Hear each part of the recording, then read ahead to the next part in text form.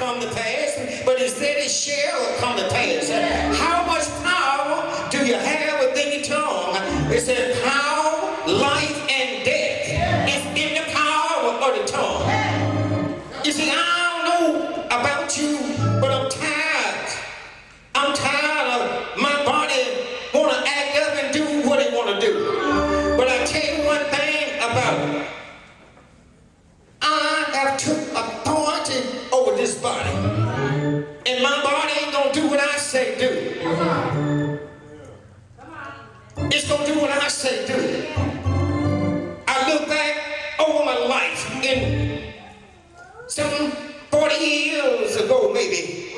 I was cutting flips. I was doing flips. And I told this body, you gonna cut flips again. Oh yeah, Jordan.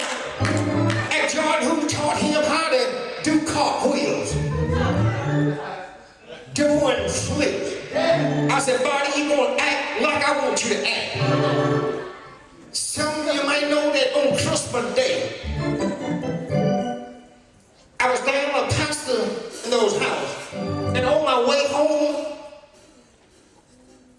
just before I got to the bridge, me and my mother was together, and I got to the bridge and I couldn't see. Pain went through my eye, and this eye closed up. I couldn't see out of it, and I made it cross. And I got home and I told my daughter. So she said, Papa, let's go to the doctor. But you know how men are, we think it's gonna be all right. I guess it's gonna be all right. And as I was laying there, and I had my eyes open, but I still couldn't see. Yeah. And she took me up and we went to the hospital. And when you go in the hospital in the car, they take you to the emergency room and they get your vital signs and they set you back in the waiting room for about 3 or 4 hours. But after they took my vital signs and everything, they rolled me on in the back and laid me in a bed. And the doctor came in and he said, have you been taking your medicine? What medicine? He said, you know you're a diabetic? He said, you know your sugar went up to 480. He said, where's your high blood pressure pills? I said, I don't tell you. He said, you got high blood pressure. My cholesterol up. He said, you get disability? This man act like I'm on the verge of going to be with my Lord. I told him, no, I won't take nothing. I had been sick. He said, you sick now? And he gave me a prescription. 3 prescriptions. High blood pressure, something for my cholesterol, and for my sugar. And gave me Percocets. Boy, they go for $50, $30 on the street. Boy, and I was taking them. I told Brother Kurt that Sunday, I said, Brother Kurt, them Percocets, man, I said, look, they put you on up there, man. I said, I'm back, I'm getting high again. I said, I'm getting high. Which I was. Then God said, God spoke to me then. I had filled 1 prescription. And he said, how this year can you tell my peoples that we're going to come off some of this medicine? Then you popping pills yourself.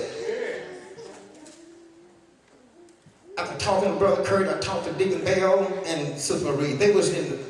Sister Marie was in the hospital. Deacon Bell was in rehab. And I got off the phone with Kurt. I said, body, not another Percocet you gonna take. Come on. I had took one of those pills for my sugar. No more sugar pills. I had filled the blood pressure pills. I said, no blood pressure pills. I said, body, you are healed. My body is healed. And I didn't take anything, but you know what? In the wee hours of the morning, that head wanna hurt. Trying your faith. Sometimes when you say that you're not going to do something, and you make a vow not to do something, you know the enemy heard you when you said it. You might say, well, I'm not taking any of this medicine anymore. I'm just going to see what the Lord going to do. I'm going to stand fast and let the Lord heal me. But early in the morning, those pains begin to start hurting. In my head began to like it's going to split open, and I still couldn't see out of one eye. I put my hand on my eye, and mine was just that, and I still was black. I didn't tell nobody. I didn't tell my daughter. She said, Papa, you all right? I'm all right. I'm all right. Yeah. But you know what? Early in the morning, when I woke up, I could see. Yeah. I could see things that I thought I had lost 20/20 vision, and I was wearing glasses, and I was thanking God for my high blood pressure, but I wasn't thanking Him for my eyesight, because that's what the change was in. The change was in my eyesight. I could see better, but I was thanking Him for the sugar. I was thanking Him for the high blood pressure. And it never occurred to me from some days later. It came back to me and said, you know, you could see better. Then I began to thank God for it then.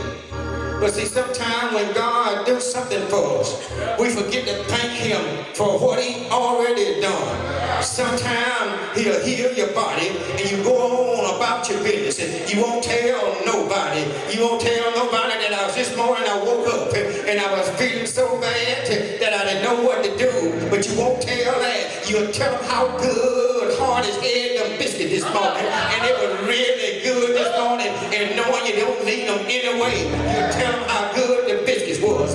You'll tell them what Steve Harvey said, but you won't tell them what the Lord has did for you this morning. But I come to tell the devil this morning, whatever he has in store for me, he's invaded this body for the last time. You need to tell him to the devil, Satan, you have invaded this body for the last time. I'm not going to the hospital anymore. I'm not going to the hospital. I'm not going to the doctor. You've invaded this body for the last time. You need to make a decree with the enemy this morning and let him know that you're going to stand. I'm going to stand. It might be hard, but I'm standing because I know who my healer is. Jesus, he went up on Calvary cross and he took my healing there, and whatsoever pain that I desire when I pray. Right now I believe that I'm going to have it. My pocketbook is down low. It's almost low as zero. But you know what? I can believe God for healing. I know you've been here, I hear this same old story. But you know what? I'm still a millionaire. I'm still a millionaire. My ship just hadn't docked yet. I'm still a millionaire. Y'all still have access to my millions. So look at it, if you pray for what you want, then I'll get what I want. That's why I say, Lord, say, look here, you want healing. You pray for somebody else's healing. And I began to pray for somebody else's healing in my healing game.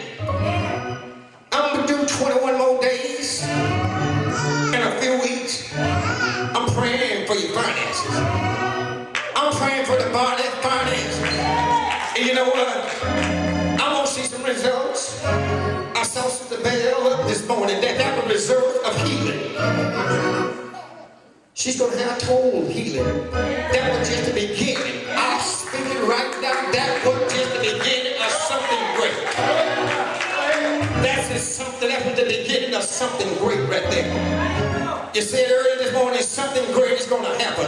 Pastor, that's just the beginning of something great. When volleyball season comes, you'll be able to stand on the front line.